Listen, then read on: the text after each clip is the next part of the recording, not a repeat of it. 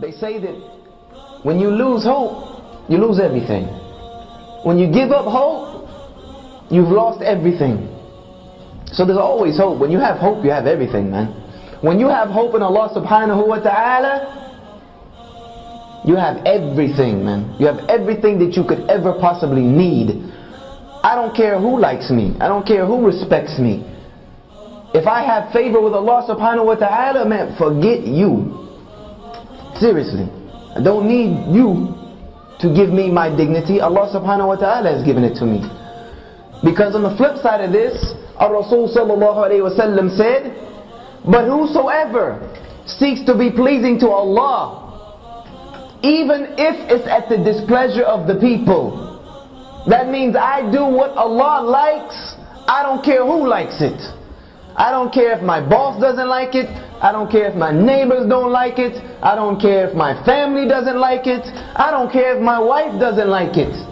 I don't care if my parents don't like it. I don't care who doesn't like it. I do what Allah likes and nothing else.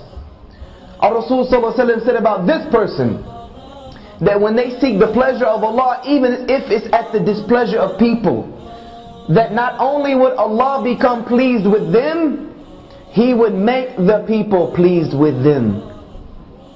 He would make and force the people to be pleased with them. And this is the promise of our Rasul sallallahu alayhi wasallam. And we know our Rasul sallallahu alayhi wasallam spoke nothing but the truth. So our Rasul sallallahu alayhi wasallam is saying that if you seek to be pleasing to Allah, that means I don't care who doesn't like the fact that it's time for me to make salah. I don't care what you got going on. I don't care if it's time for whatever it is else that's going on. It's time for me to pray. I'm praying. Dropping everything and I'm making salah. I'm not waiting to the end of the day and I go home and make Dhuhr, Asr, Maghrib, Isha, Jama'ah.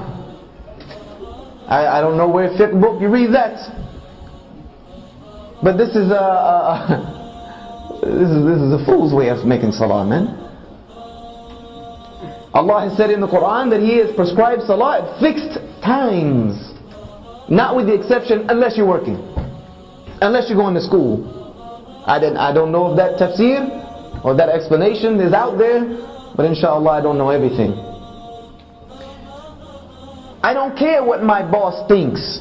I don't care if I go to this job interview wearing this hijab. Yeah, maybe they don't hire me. But if they don't hire me because I'm wearing a hijab, I don't need that job anyway. That's a job I don't need anyway. Because if they don't want me to wear a hijab, they certainly not going to let me pray. They certainly not going to let me go to Jummah. They certainly not going to let me do anything that resembles the action of a Muslim. So why would I even waste my time? That to me I would wear it everywhere, every job interview I went, just to see if this is a job I want to take or not. If you hire me with this, then maybe we might be able to work with something. Or you don't want to hire me because I have a lihya. Or I'm telling you that on Fridays I have to go to Jummah. They're like, oh wait a minute, Friday is Jummah. Come on man, this is the middle of the day, you can't just leave work. Be like, look here man, I'll work morning time, I'll work night time, I'll work overtime, I'll work weekend time, I'll work Christmas, Thanksgiving, New Year's, I'll work any other time, but Friday at noon is Allah's time. See ya. I'm out of here. No matter what you say. When we begin to think like this, Allah subhanahu wa ta'ala will begin to change your life, and He will begin to change our condition. And I'm not telling you this just from reading it in some books.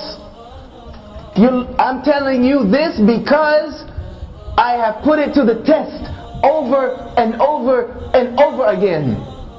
I wouldn't be here right now doing what I'm doing if I didn't put it to the test.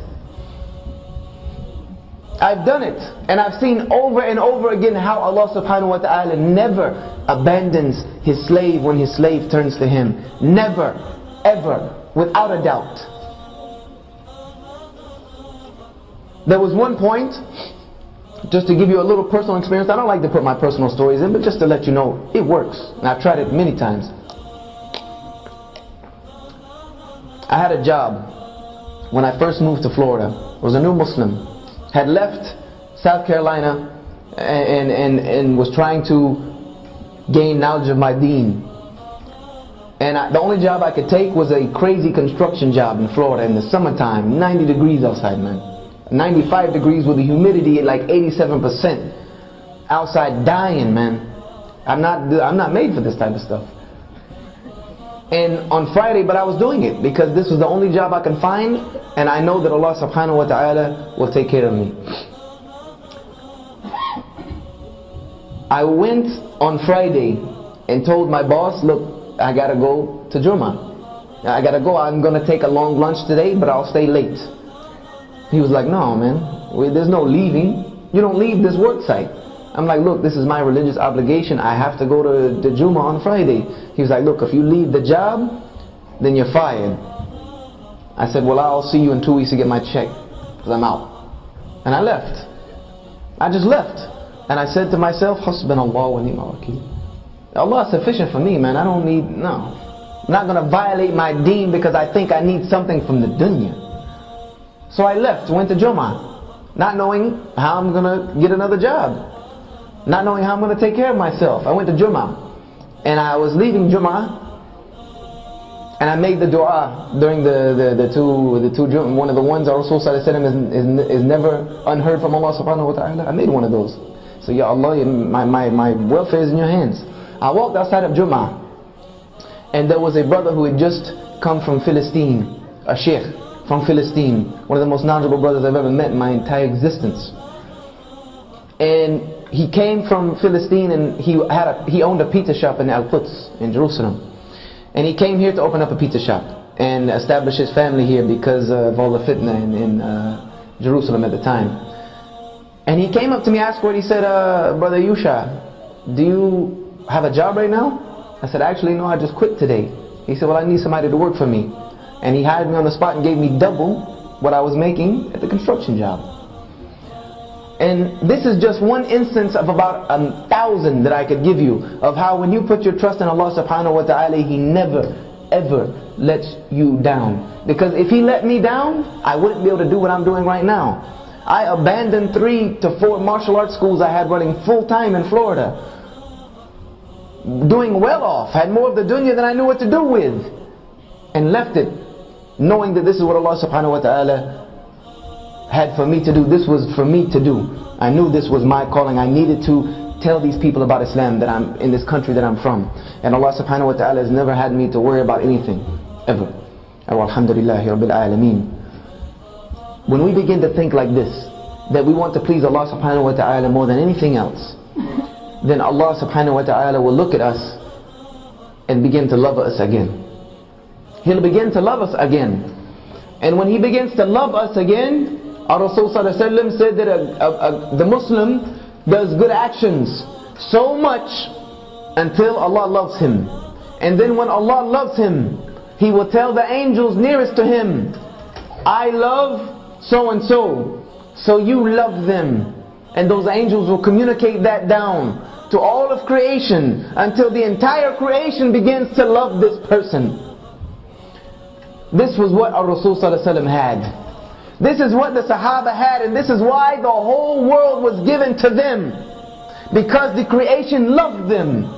Because even the non-Muslims, whose countries they conquered, loved them so much that when they decided to leave and try to hand the governorship back over to the people would beg them to stay and adopt the deen of their conquerors in mass, until the entire world was willingly under La ilaha illallah Muhammad Rasulullah. Because these Muslims put their priorities in place. Allah came first, everything else came second.